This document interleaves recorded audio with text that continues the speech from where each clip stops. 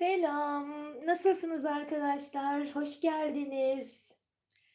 Bugün erken gelmek istedim ama misafirim geldi arkadaşlar. O yüzden gelemedim. O yüzden bu saate kaldık. Biliyorum şimdi yazmışsınız merak ettik diye. Ben tahmin etmiştim sizin merak edeceğinizi. Ama işte bazen olmuyor. Yaşam devam ettiği için böyle hayatlar hayatlar. Şimdi o zaman hadi hızlı bir giriş yapalım.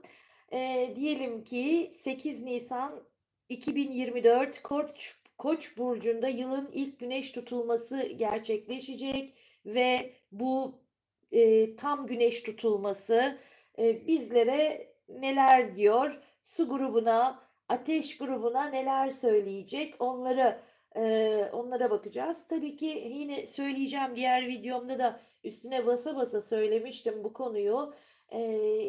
Bu tutulma arkadaşlar bize hani barış için gerekli adımlar atabilecek sistemlerin geliştirilmesini destekleyecek. Bireysel hayatlarda da güneş tutulması her türlü ilişkiyi hani biraz dürtekleyerek arkadaşlar dürüstlük sınavlarına tabi tutabilir. Yani sınavlar söz konusu olabilir açıkçası ilişkilerde.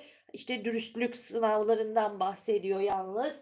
Hadi bakalım bu sınavlarda neler olacak? Hep beraber sizleri neler bekliyor? Onlara bakalım. İlk önce su grubuyla başlamak istiyorum. Evet, ilk önce tabii ki niyetimi alıyorum. Yine de zamansız zamana diyoruz ve hepinizin en yüksek hayrına olmasını ve sizlere en gerçek, en doğru bilgiyi aktarmaya niyet ediyorum. Evet arkadaşlar, su grubu. Yengeçle başlayalım mı? Yengeç grubuyla başlayalım arkadaşlar. Bakalım yengeçleri neler bekliyor? Kart kalmış orada. Yine hızlı yapmaya çalışacağım. Ellerimi de uzak tutmaya çalışıyorum. Yine kameraya eller rahatsız oluyorum. Giriyor. Şimdi sıra bu kartlarda. Bunları da güzel karıştıralım. Ay. Ay nasıl uçtu elimden. Heh. Karıştırdık ve şimdi çekelim kartlarımızı. Evet sevgili yengeçler. Neyle başladık? Kılıç kraliçesiyle başladık sevgili yengeçler. Evet. Yengeçler ne diyor? Yengeçlere bu güneş tutulması 8 Nisan 2024. Yılın ilk güneş tutulması neler söylüyor, neler vaat ediyor? Bakalım. Diyor ki, geleceğine yönelik önemli bir hamle yapabilirsin diyor. Sevgili yengeç. Hayatında güçlü bir kadının aniden belirmesi ve o kadının tavsiyelerinin sana iyi geleceği bir durum söz konusu olabilir. Evet, keskin bir virajdasın ama unutma ki bu son viraj diyor sistem. Aşman gereken son bir engel olduğunu sen de biliyorsun diyor. Ne yapmak istediğini sen de biliyor ve bunun için gerekli adımı atman konusunda destekleniyorsun. Lütfen yapıcı eleştirilere kulak ver ve o kadının tavsiyesini dinle. Aklında küçük, önemsiz gibi duran belli belirsiz düşünceler olabilir. Bu düşüncelere odaklanmalısın ve bu düşüncelerin aslında hayatını dönüştürebilecek düşünceler olduğunu göreceksin. Aşk hayatında kafa karışıklıkların olabilir. Mücadele ve çatışmalar olabilir. Aşk hayatında çok hassas bir dönemden geçiyor olabilirsin. Bu tutulmanın etkisiyle kafa karışıklıklarından uzaklaşacağın berrak bir döneme gireceksin. Zihnin berraklaşacak. Ama yine de dikkatli olmalısın. Çünkü bilinç altında karmaşalar yatıyor. Şimdilik bu karmaşaları dizginlemiş olsan da ufak bir kıvılcım ile sorunları tetikleyebilirsin sevgili yengeçler. Evet, aşk hayatınızda duraksama döneminde olduğunuzu söyleyebilirim. Fakat tutulmanın etkisiyle enerjini toplayarak geleceğe yönelik bir karar verme durumu söz konusu olabilir. Unutma ki arkadaşlar, güzel şeyler çabuk elde edilmezler. Değişim istediğini görüyorum. O zaman bekleme, kendin başlat diyor burada. Bu tutulma seni bu konuda destekliyor. İlişkiye dair önemli kararların alınacağı bir noktaya vardığınızı işaret ediyor. Aşk hayatınızla ilgili bir değerlendirme yapmanız söz konusu olacak. Kararlı olduğunuz bir süreç başlamakta. Uygun hamleyi yapmak için en doğru zamanın tam da bu zaman olarak sizi destekliyor. Evet, kendinizi baskı altında hissedebilirsiniz. Kendinizi baskı altında ve yorgun hissedebilirsiniz. Kendinizi son pazarlıkların yapıldığı bir durumda ve aynı zamanda sizi yorgun hissettiren, baskı altında hissettiren durumların zor da olsa bitirileceği bir döneme girildiğini, sizin için önemli bir dönüm noktası ve kapanışın habercisi arkadaşlar. Aslında bu durum biraz da sizden kaynaklanıyor olabilir. Bunun sebebi hep ertelemiş ve sonraya bırakmış olabilirsiniz. Bu yüzden zorluklar yaşadığınızı söylüyor kartlar. Durgun bir süreçten hareketli bir sürece geçiyorsun. Bilinç altında ve bilinç düzeyinde amacına doğru ilerlemek için destekleniyorsun. Bu yüzden cesur olmalısın. Aşk hayatında durgun bir dönemden değişimlerin yaşanacağı bir döneme geçiyorsun. Bir ilişkiniz varsa ilişki hiç olmadık bir yöne doğru sürüklenebilir ve hiç olmadık değişimler yaşanabilir. Aynı zamanda seyahat ya da taşınma alanlarında da etki gösterebilir sevgili yengeçler. Evet, son olarak toparlarsak şunu da söylemek istiyorum. Hayatınızın pek çok alanında değişimler tetiklenebilir. Başta kariyer. Kariyer hayatında sıçrama yapmanı sağlayabilir. İş hayatın ile ilgili önemli kararlar alabilirsin. Ancak bu dönemde aile hayatı ve iş hayatı arasında bir denge kurmakta zorlanabilirsin. Kariyerindeki değişiklikler aile ilişkilerini etkileyebilir. Geçmişi bırakamaman bazı sorunlara neden olabilir. Yani artık geçmişte kalan ve işine yaramayan kavramları ya da işine yaramayan kavramları bırakma zamanın geliyor. Evini bile değiştirebilirsin sevgili yengeç. Ayrıca yurt dışı ya da işte eğitim ya da seyahatler olabilir. Bu alanlarda destekleniyor olacaksın. Beraberliğin varsa, beraberliğinle ilgili aile içinde yaşanılacak problemler sebebiyle boşanmalara dikkat etmelisiniz. Evli olan yengeçler için bu uyarıyı yapmak zorunda hissettim kendimi. Çünkü bu tutulma sizi bu yönde tetikleyebilir. O nedenle aile içinde yaşanılabilecek problemlerin boşanmalara doğru gidebileceğini, o nedenle de daha dikkatli olmanız gerektiği için bir uyarı olarak söylemek istedim. Evet, aldık, kabul ettik ve öyle de oldu diyoruz ve yengeçleri uğurluyoruz. Evet. Ve şimdi sırada akrepler. Evet. 8 Nisan 2024 Koç burcunda yılın ilk güneş tutulması. Akrepler için bakalım neler getiriyor, nasıl etkiler açığa çıkıyor görelim. Akrep burçları için niyetimi alıyorum.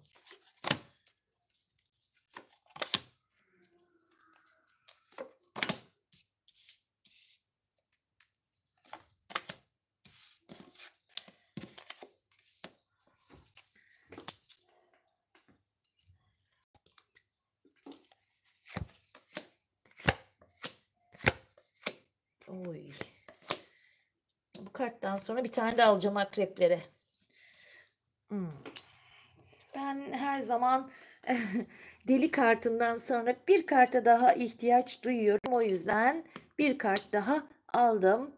Akreplere biraz bir kart fazla oldu. Olsun. Kısmetleri öyleymiş. Ne yapalım? Şimdi o zaman diyoruz ki akrep burcu. Sevgili akrepler, kıskanılıyorsunuz. Evet, kıskanılıyorsunuz.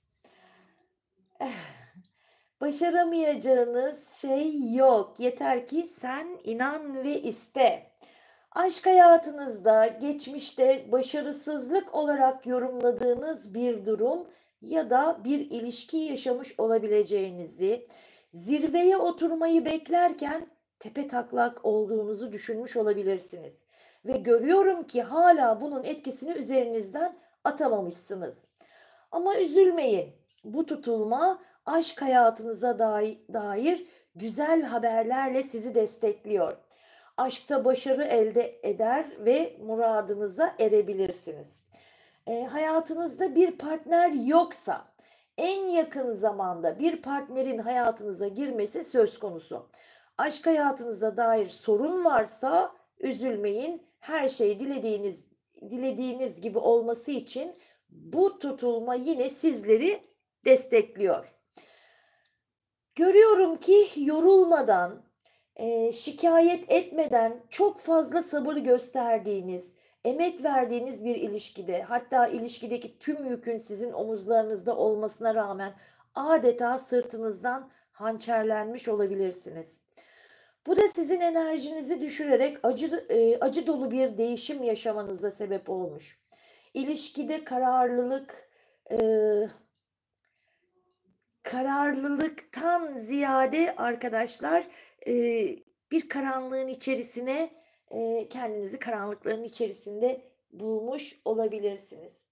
Ama e, yani niye akreplere böyle sıkıntılı bir durum verdi? Çok üzüldüm. Yani evet, ilişkideki tüm yük sizin omuzlarınızdaymış. Sırtınızdan hançerlenmiş olabilirsiniz. Enerjinizi düşürmüş, acı dolu bir değişim yaşamanıza sebep olmuş. Yani ama bu ilişkideki o karanlık sürecin sonuna gelinmiş. Yani artık yeni, berrak bir sayfa açılması gerekiyor arkadaşlar. Ve bu tutulma ile çaba sarf edeceğiniz bir sürece giriyorsunuz. Evet, ilişkide ilerleme bu süreçte olacaktır.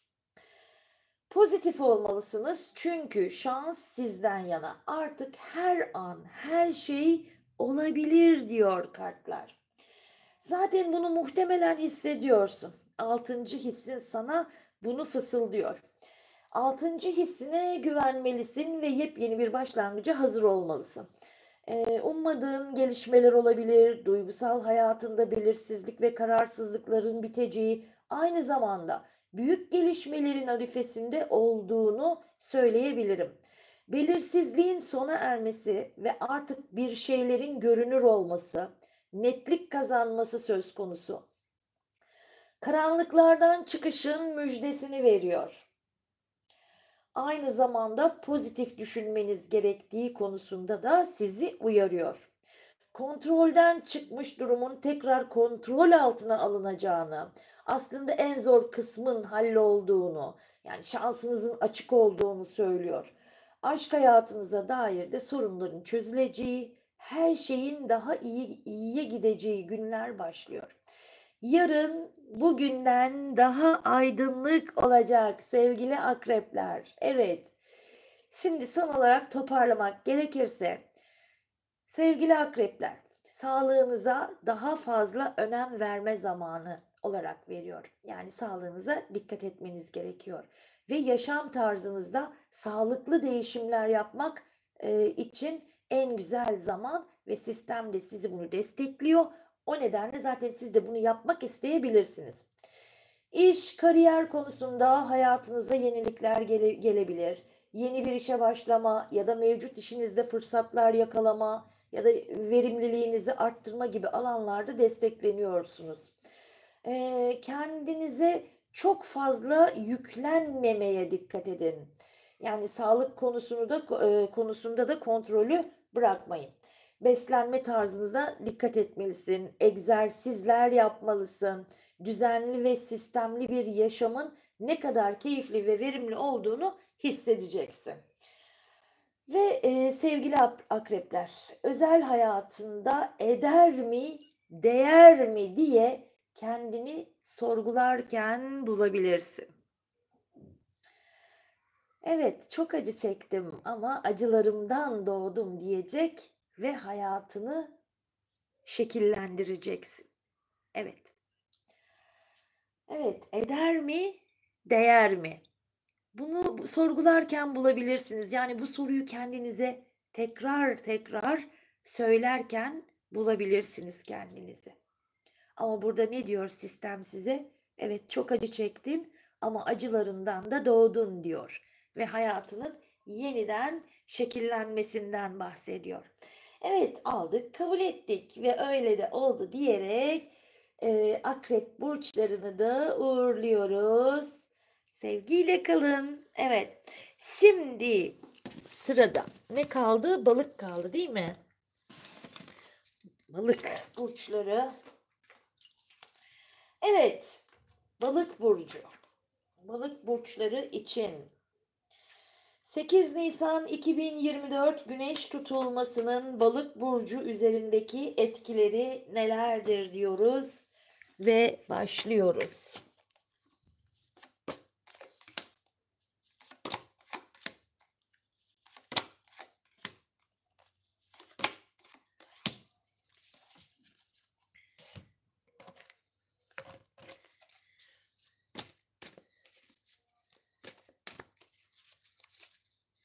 Kartlar durmuyor elimde ya.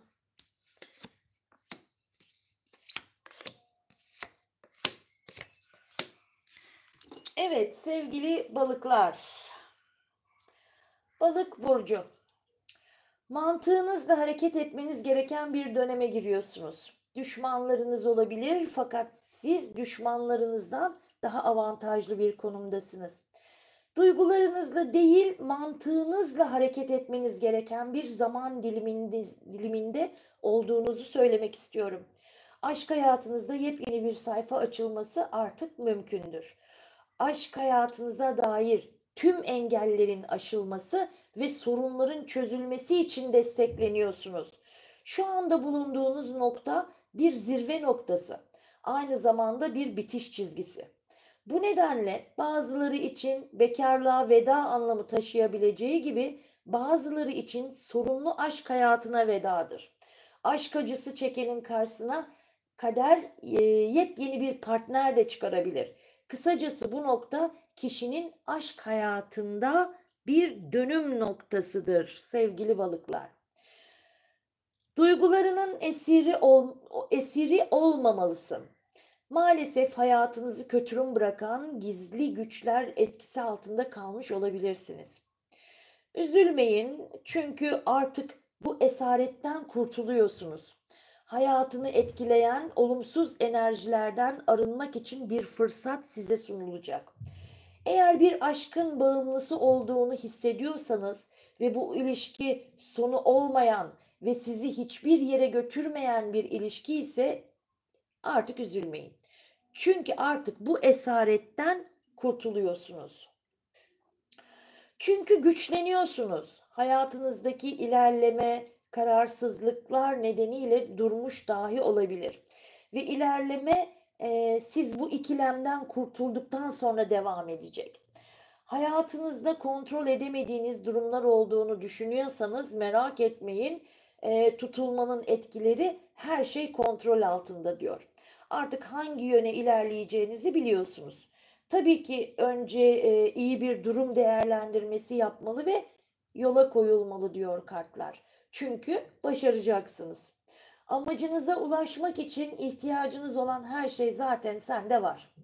Aşk hayatınızda ve ilişkilerde kararlı bir sürecin başlayacağını, aynı zamanda ilişkide çelişki ve kararsızlıkların ortadan kalkmasını, ilişkinize dair önemli bir karar verileceğini ve bu kararı kendi öz iradeniz ile vereceğinizi ve sonrasında doğru yerde, doğru zamanda bir tamamlanma yaşanacağını.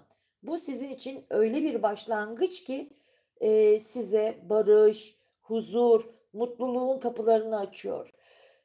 Tüm sıkıntıların geride kalacağı, mutluluğunuzu sevdiklerinizle paylaşacağınız günlere ilerliyorsunuz.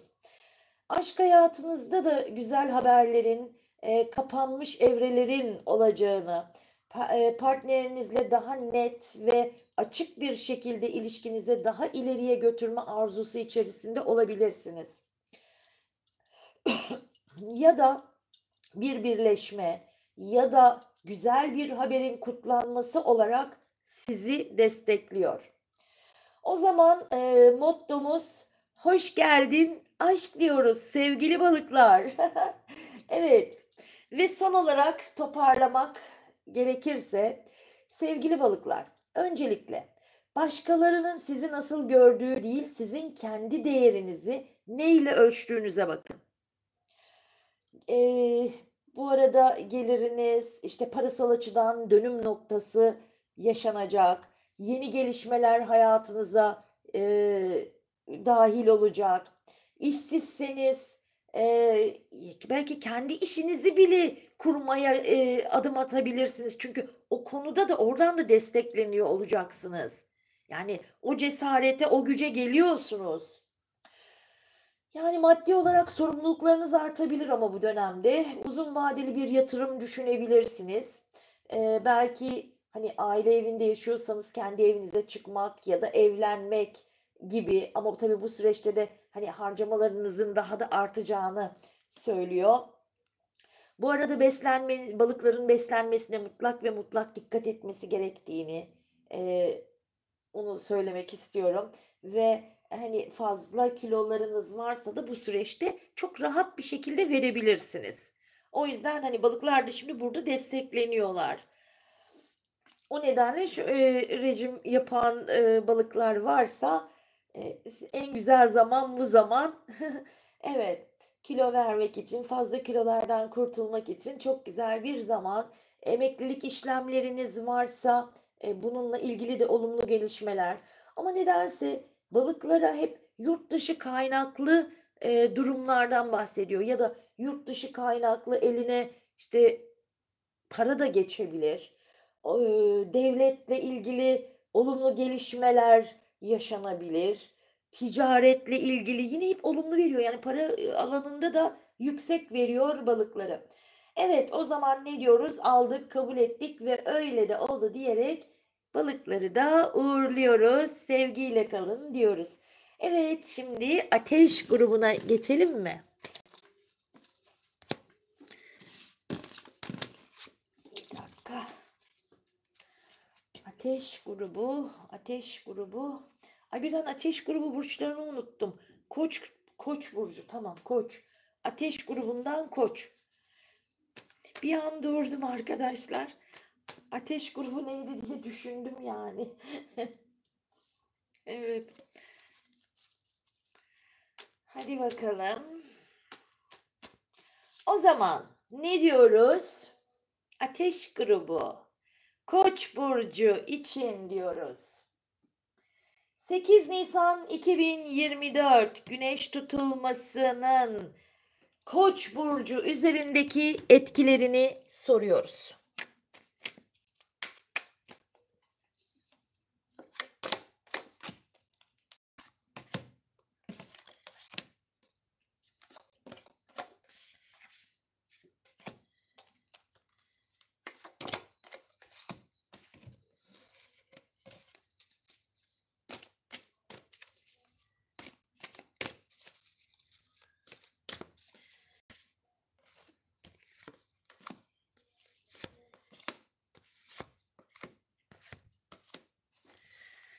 Evet, Koç burcu.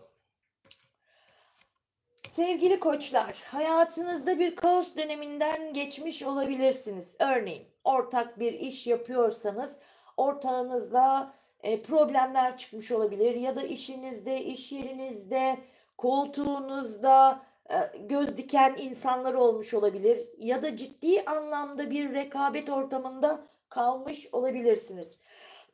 Pardon. Kusura bakmayın arkadaşlar. Evet, devam edelim. Eee, Aynı zamanda aşk hayatınızda da bir rekabet ortamında kalmış olabilirsiniz. Duygusal hayatınızı ilgilendiren bir konuda fikir ayrılıkları ya da çıkış yolu bulamadığınız durumlar ve tıkanma noktasına geliş. İlişkinizi ya da evliyseniz evliliğinizi bir yöne ilerlemesini istemiş olabilirsiniz. Fakat bu ilerleme sizin istediğiniz yönde olmamış. Maalesef ilişkinizin dışarıdan negatif bir etki altında kalmış olabileceğini ve bu nedenle de bir kaos ya da bir sonlanma yaşamış olabileceğinizi söylüyor kartlar. Bu nedenlerden dolayı motivasyonunuzun düştüğünü, kendinizi hayata karşı oldukça yorgun hissettiğinizi, işte tam da bu noktada hayat boş ve anlamsız görülmüş olabilir ve kendi kabuğuna çekilmişsiniz. Ve bu tutulma size diyor ki bu kadar melankoli yeter. Silkelenme kalk. Kendine gel. Sen görmesen de hayat fırsatlarla dolu. Artık harekete geçmelisin. Karamsarlık enerjisinden çıkman için destekleniyorsun. İhtiyacın olan desteğin sana verileceği müjdeleniyor. Bu desteğin bir kadından gelme olasılığı da oldukça yüksek. Bu kaderin size sunduğu bir yardım elidir. Aşk hanesinde güzel haberler ile mükafatlandırılabilirsin. İlişkiye dair, aşka dair çok istediğin bir şey olmak üzere. Biraz sabırlı olmalısın çünkü bu mutluluğu zirvelerde yaşamayı vaat ediyor. Yani hayatının kadını ya da hayatının erkeği ile bir olma vaktinin müjdesini veriyor. Bunun için de bir vakit sonra diyor aşk hayatında büyük bir sürpriz yaşayacaksın. Beklediğiniz o güzel haber gelecek. Merak etmeyin. Sorunların ortadan kalkacağı, düşmanların etkisiz hale geleceği bir döneme giriyorsunuz. Zirve sizi bekliyor. Evet, zirve sizi bekliyor. Devletten beklediğiniz bir haber varsa bakın buradan da güzel haberler alacaksınız. Maalesef siz de kıskanılıyorsunuz. Bu tutulma hayatınızın kontrolünün sizin elinizde olması yönünde sizi destekliyor. Yani sizin mottonuzda ne olacak? Kontrol bende diyeceksiniz. Evet, kontrol bende. Ve son olarak toparlamak gerekirse, sevgili koçlar, tutulmayla hayatınızın dönüm noktasını yaşayabilirsiniz. Kadersel bir yöne sürüklenebilirsiniz. Bir şeyleri kaybetmekten, sıfırdan başlamaktan korkmayın. Korkmamalısın da zaten. Bu arada dış görünüşünüzde değişiklikler, büyük değişiklikler yapabilirsiniz. Bu da size iyi gelecek ama. Evet. Şu konuda da uyarmak istiyorum. Baş bölgeniz biraz hassaslaşabilir. Hani migren ağrısı çekebilirsiniz. Ne bileyim hani göz ağrısı ya da işte beyinle ilgili bir takım durumlar. Yani bu tür durumlar varsa zaten hani kontrollerinizi yaptırmalısınız. Spora yönelmelisiniz. Çünkü bunun size çok iyi geleceği bir enerji alanına giriyorsunuz. Sporla yaşam biçiminizi değiştirebilirsiniz. Zorluklar karşısında mücadele etmekten geri kalmayacaksınız. Edebileceksiniz yani. Ha bu arada gerçekten Koç burcu siz de destekleniyorsunuz. Yani kendi işini kurmak isteyen koçlar kurabilirsiniz.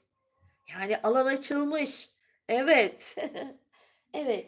O zaman ne diyoruz? Aldık, kabul ettik ve öyle de oldu diyerek koç burçlarını da uğurluyoruz ve hoş geldin aslan diyoruz. Haydi bakalım. Aslanlar hoş gelmiş aslanlar. Bakalım Aslanlar neler diyecek? Evet, 8 Nisan 2024 Güneş tutulmasının Aslan burcu üzerindeki etkileri neler olacak? Ben hangi burcu yaptım, hangi burcu yapmadım? Bir dakika, benim kafam gitti. Ne kaldı? Yay kaldı galiba. Aslanı yapacağım önce. Aslan dedim bir kere. Niyetimi öyle aldım. Evet, aslanlar.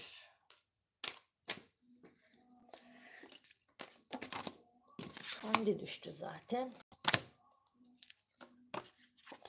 Kartları da düzeltmediğim için.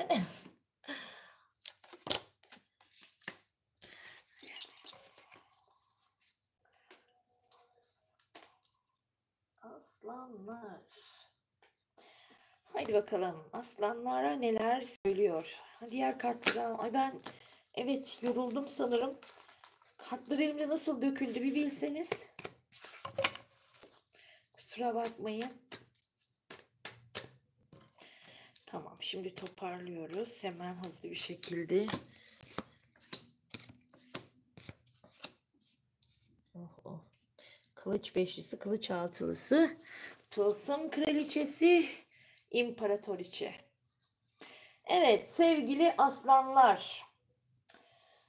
Bakalım bu güneş tutulması sizi nasıl etkileyecek? Mücadele dolu bir dönem diyerek başlamak istiyorum sevgili aslanlar. Düşmanlarınız olabilir ama korkmayın. Düşmanlarınızdan daha donanımlısınız. Kendinize güvenin. Çünkü düşmanlara karşı sizi galip getirecek enerjiler söz konusu. Hayatınızda bir süreç sizin isteğiniz dışında sonlandırılmış olabilir maalesef.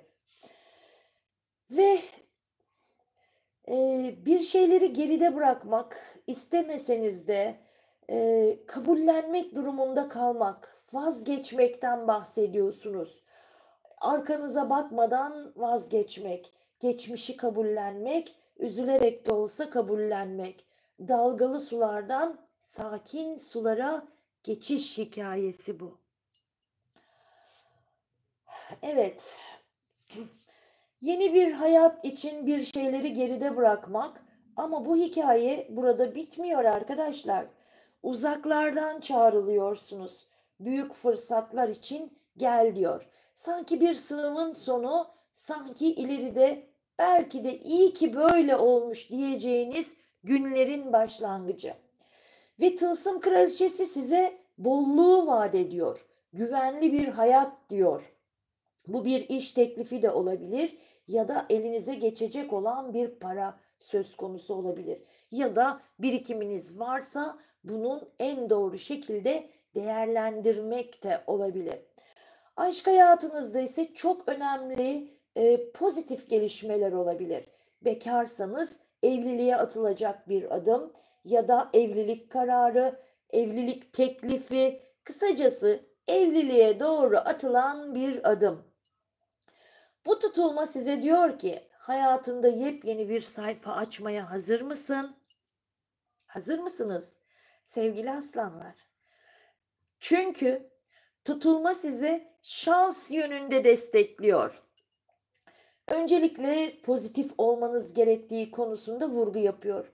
Aşkta her gününüzün bir öncekinden güzel olacağını, pozitif gelişmelerin yaşanacağını, aşka dair güzel haberler alacağınızı ve geçmişteki sorunların ortadan kalkacağını söylüyor.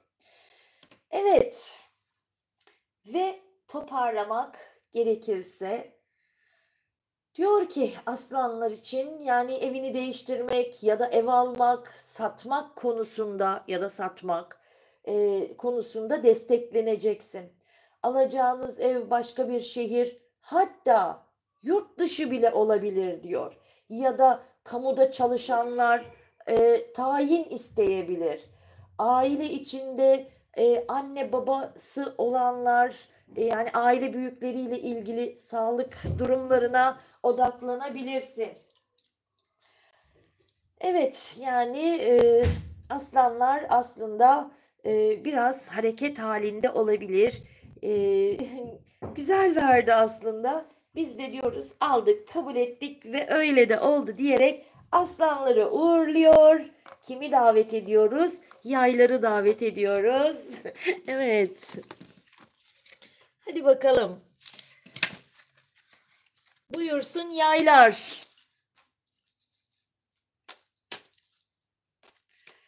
Hadi bakalım yaylar. Ay ben heyecan yaptım şimdi yaylarda. Ben de bir yay olarak arkadaşlar tabii ki yani heyecanlandım yay burcu deyince. Bakalım biz yayları neler bekliyor. Haydi bakalım yaylar neler bekliyor sizleri.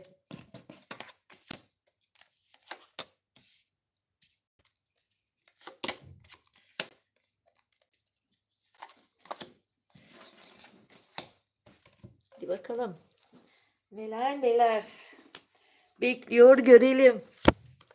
Ay kupa beşlisiyle başladık.